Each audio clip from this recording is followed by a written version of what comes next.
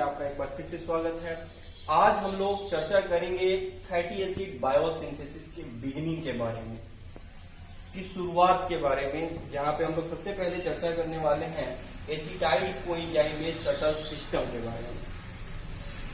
You know that the biosynthesis of fatty acid in plants occurs in the matrix of chloroplast and in animals it's occur in the cytosol of the cells। यहाँ पे जो precursors होते हैं fatty acid biosynthesis के वो होते हैं acetyl coenzyme A. Acetyl coenzyme ये acetyl coenzyme A mitochondrial matrix में सिंथेसाइज्ड होते हैं। कहां पे सिंथेसाइज होते हैं? माइटोकॉन्ड्रियल मैट्रिक्स में सिंथेसाइज होते हैं, जबकि फैटी एसिड बायोसिंथेसिस जो होता है वो होता है साइटोसॉल ऑफ द सेल्स। तो यानी कि एसिटाइल कोएंजाइम ए को माइटोकॉन्ड्रियल मैट्रिक्स से साइटोसॉल में आना होगा, तभी बायोसिंथेसिस ऑफ फैटी एसिड हो सकता है। और ये acetyl coenzyme a inner mitochondrial membrane जो होता है उसके लिए परमिएबल नहीं है। इनर माइटोकॉन्ड्रियल मेम्ब्रेन जो होता है वो एसिटाइल कोएंजाइम ए के लिए परमिएबल नहीं होता है। तो इसको पास करने के लिए through the inner mitochondrial membrane एक सटल सिस्टम होता है, सटल सिस्टम ऑपरेट होता है, जिसको हम लोग एसिटाइल कोएंजाइम ए सटल सिस्टम कहते हैं, जिसके through in the form of citrate acetyl coenzyme move through the mitochondrial matrix into the cytosol of the cells। तो यहाँ पे ये देखना है कि ये जो एसिटाइल कोएंजाइम ये सटल सिस्टम है वो कैसे मूव करता है, कैसे ऑपरेट होता है in cells during fatty acid biosynthesis. तो आज हम लोग जो चर्चा करने वाले हैं वो ये है acetyl coenzyme A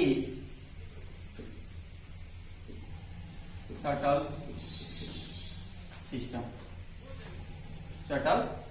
acetyl coenzyme में सटल सिस्टम।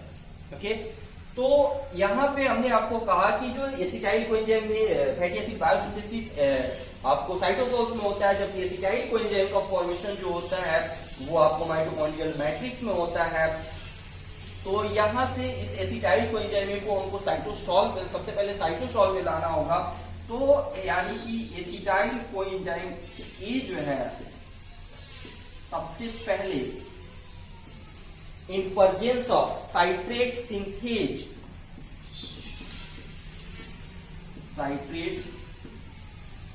सिंथेज के प्रेजेंस में ये बनाता है साइट्रेट मॉलिक्यूल। और ये साइट्रेट जो होता है वो इनर माइटोकॉन्ड्रियल मेम्ब्रेन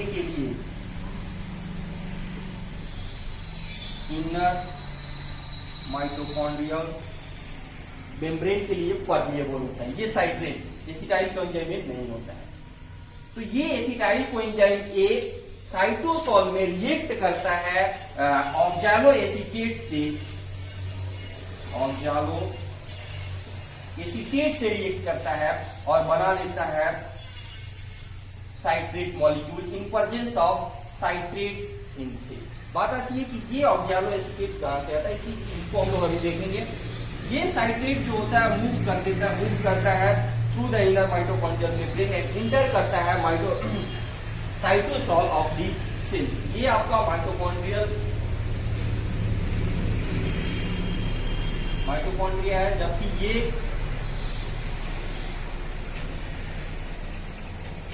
साइटोसॉलिक रीजन है, जहां पे ये आपका साइट्रेट इंटर करता है। In cytosol of the cells citrate react with coenzyme cytosolic coenzyme and in presence of citrate lyase के प्रेजेंस में ये रिएक्ट करता है साइटोसॉलिक कोएंजाइम से। किसे रिएक्ट करता है? साइटोसॉलिक कोएंजाइम से। और ये फाइनली टूट जाता है, ब्रेक हो जाता है oxalo acetate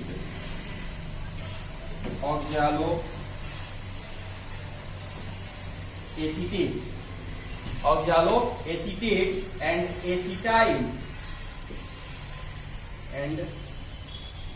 acetyl coenzyme A.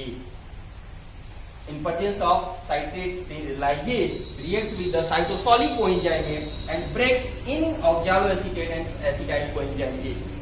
Acetyl coenzyme A पुनः जो पास कर जाता है for the synthesis of fatty acid biosynthesis.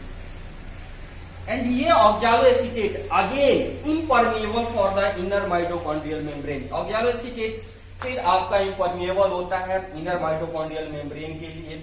तो ये जो होता है वो अब ऑक्जालोएसीटेट के फॉर्म में नहीं बल्कि मैलेट के फॉर्म में फिर से इनर माइटोकॉन्ड्रियल मेम्ब्रेन को पास करता है और पास करके आ जाता है फिर से माइटोकॉन्ड्रियल मैट्रिक्स में।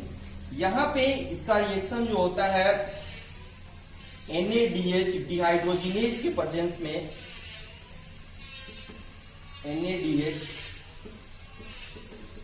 डिहाइड्रोजिनेज के प्रेजेंस में इसका रिडक्शन होता है और फाइनली बन जाता है मैलेट मॉलिक्यूल। और ये मैलेट जो होता है वो परमिएबल होता है। अगर आपको याद हो हम लोगों ने एक वीडियो अपलोड किया था मैलेट एस्पार्टेट सफल जहां पे हमने बताया था, अगर आप लोग देखे हो, कि ऑक्जालोएसीटेट जो होता है वो इम्परमिएबल होता है इनर माइटोकॉन्ड्रियल मेम्ब्रेन के लिए। तो ये ऑक्जालोएसीटेट के फॉर्म में नहीं बल्कि मैलेट के फॉर्म में ये पास करता है इनर माइटोकॉन्ड्रियल मेम्ब्रेन को। तो यहाँ पे NADH डिहाइड्रोजिनेज के प्रेजेंस में NADH जो होता है वो रिड्यूस करता है, NADH का ऑक्जालोएसीटेट रिड्यूस हो जाता है इन फॉर्म ऑफ मैलेट, और ये मैलेट जो होता है वो मूव करता है through the cytosolic region of cells into the mitochondrial matrix again. तो यहाँ पे हमारा मैलेट जो होता है फिर से आ जाता है माइटोकॉन्ड्रियल मैट्रिक्स में और ये फिर से यहाँ पे ऑक्सीडाइज हो जाता है NADH डिहाइड्रोजिनेज के प्रेजेंस में ये फिर से ऑक्सीडाइज हो जाता है।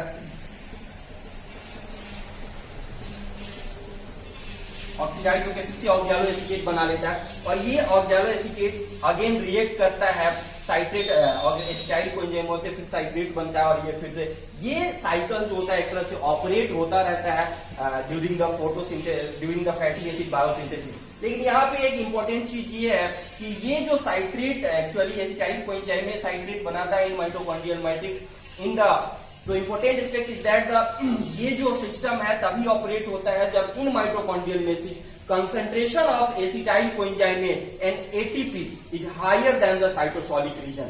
साइटोसॉल के तो नॉर्मली साइटोसॉल नहीं बोल सकते हैं कि जो सीधा बोल सकते हैं कि माइटोकॉन्ड्रियल मैट्रिक्स में जब ATP और एसिटाइल कोएंजाइम का कंसंट्रेशन हाई होता है तभी ये जो